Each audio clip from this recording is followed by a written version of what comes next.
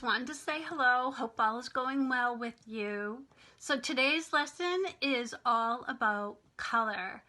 I hope you enjoy it. Watch the video. At the end, there'll be a lesson and you can take a picture of it and send me it through email or Seesaw if you know how to do that way. Either way works great for me. Have a great day and I'll see you next time. Bye. Elements of art. This week, it's color. So remember, the elements of art is the language of art. It's how we describe art and how we create it. So we've studied lines and shape, and today we're going to talk all about color.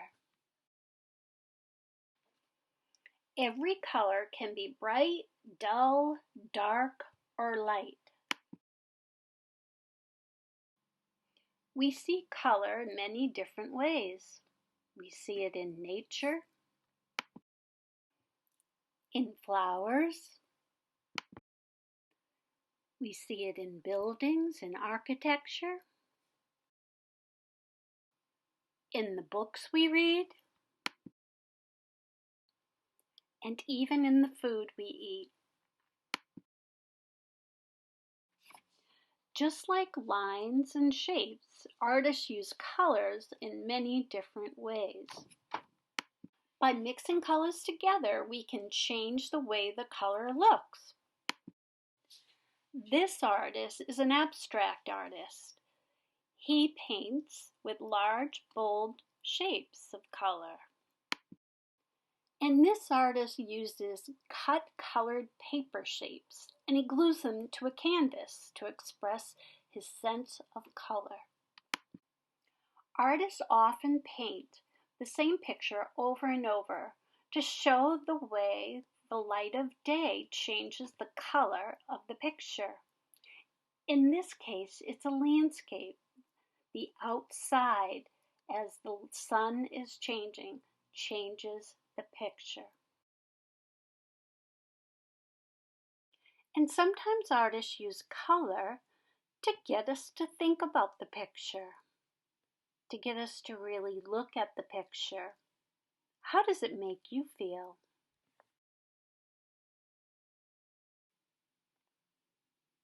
When I look at it, I feel cold. It's a beautiful, quiet winter day. And how does this picture make you feel?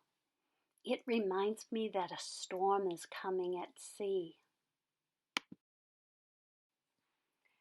And the colors in this painting remind me of springtime. And these colors remind me of the fall. This is a drawing. It has hardly no color at all. Many artists like to draw before they paint. And sometimes they paint the same picture several times, but in different ways. The changing of the color changes the mood of the picture. Which do you like best? This is a color wheel. Artists use color wheels to help them understand how to mix colors. In the center of the color wheel, where the triangle is, are the primary colors: yellow, blue, and red. The colors in between those colors are called secondary colors: orange, green, and purple or violet. Those colors are called secondary colors because it takes two primary colors to make one secondary color. Warm and cool colors. Now let's talk about warm and cool colors and how artists use them in their work. Here is another color wheel. On half of the color wheel to the left are warm colors: yellow, orange, and red. The half to the right are cool colors, green, blue, and purple.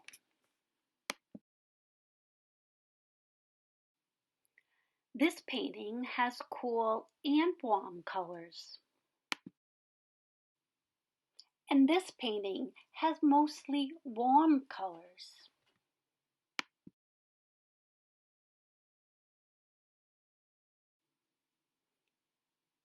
The focus of this painting is yellow, red, and orange.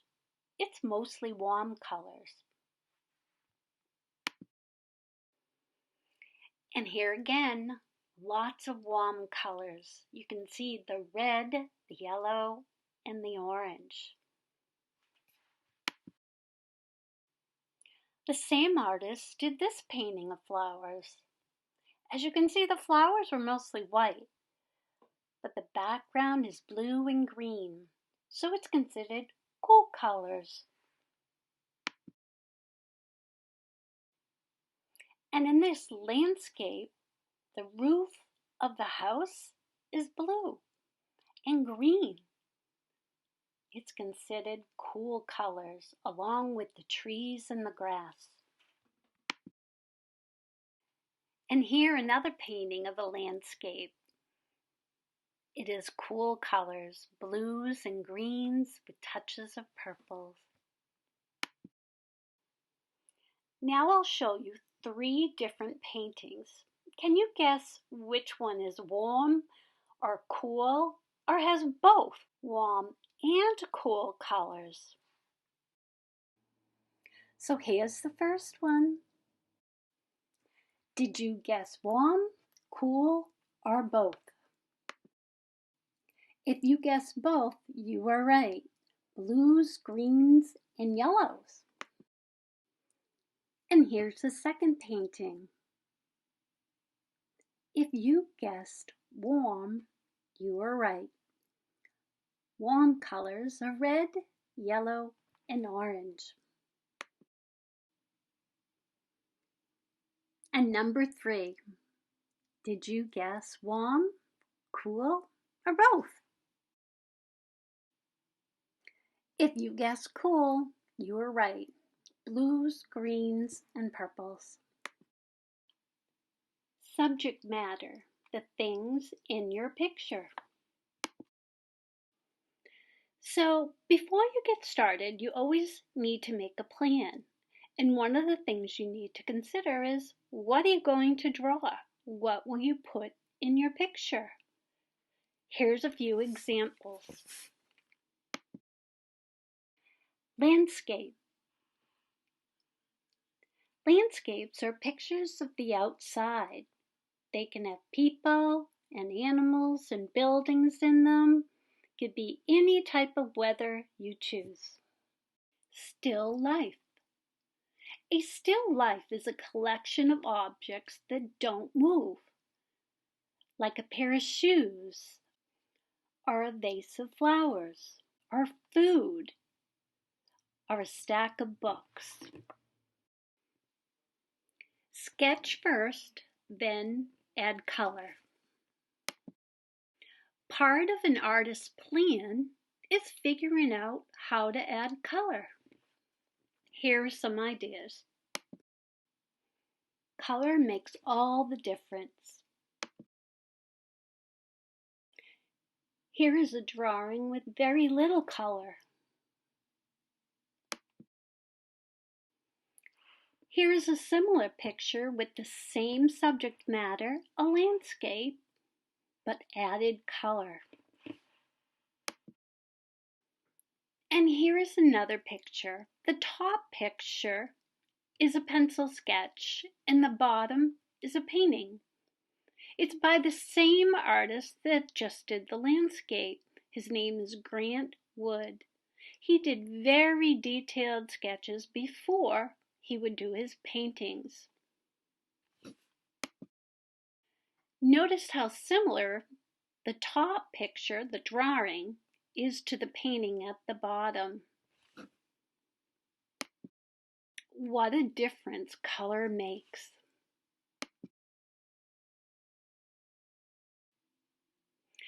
Well, it's time to draw. You'll start with a piece of paper and a pencil.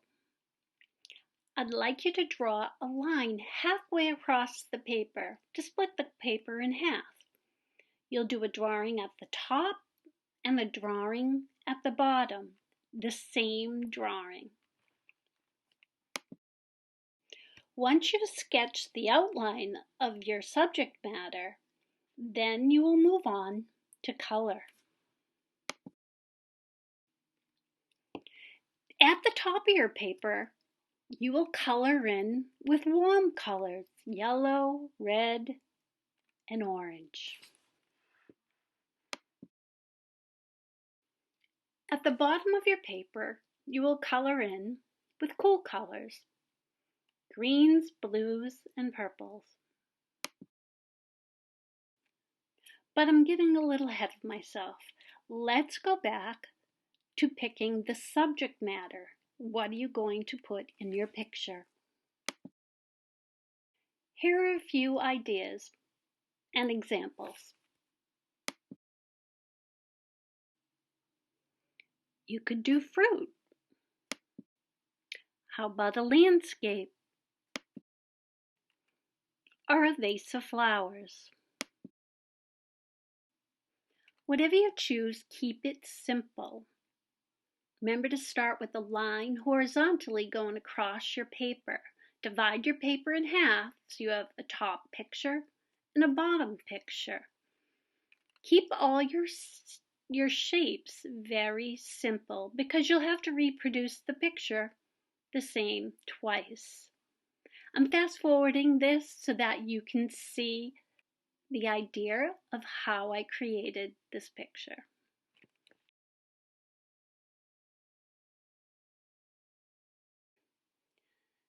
And here's another example. I drew the line across the center horizontally. Now I'm doing a simple shape in the center of the top, drawing a line across, and what I'm doing is a vase of flowers.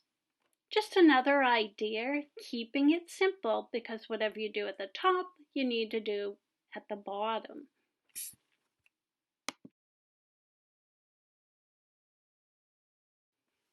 Next up is adding color. You can use markers, colored pencils, or crayons. So my example is going to be with colored pencils.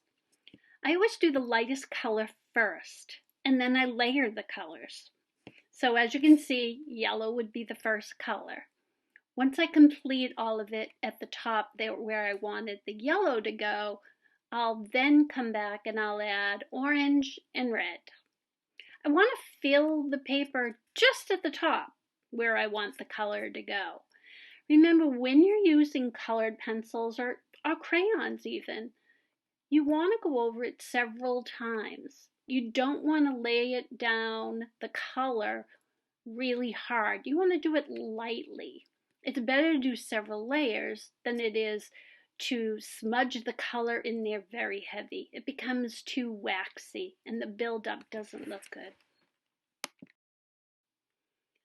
Once you've completed the top with the warm colors, go on to the bottom and use only cool colors. The three cool colors are blue, green, and purple. Well, there you have it, my warm and cool colors of a still life. I look forward to hearing from you and seeing your warm and cool pictures. And I'm looking forward to seeing whether you do a landscape or a still life, or don't forget, you could always do a portrait. So have fun with it, and don't forget to take a picture and send it to me. Take care. See you next time.